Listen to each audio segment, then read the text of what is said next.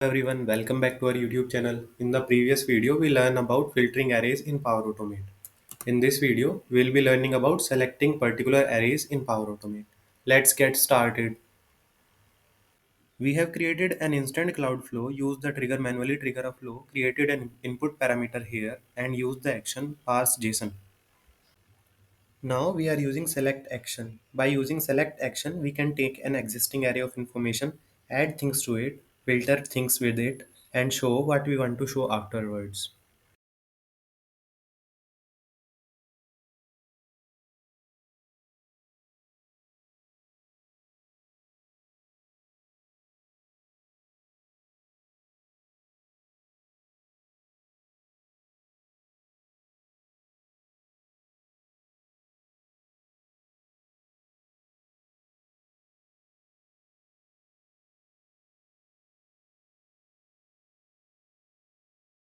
Now we are using the action post message in a chat or channel.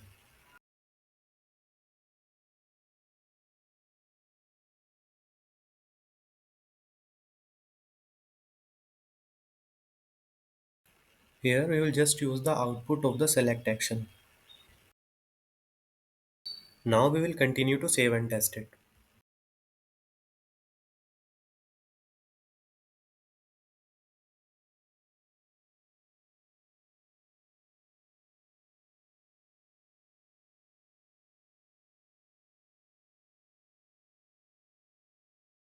We have received the output but it is in the JSON format, so we will edit it again. We will use the parse JSON action again inside the loop and upload the copied object here.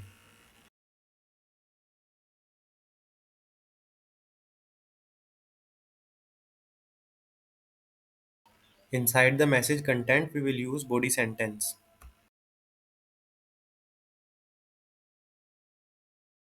Now we will continue for saving and testing it, and we will test it automatically with the recently used trigger.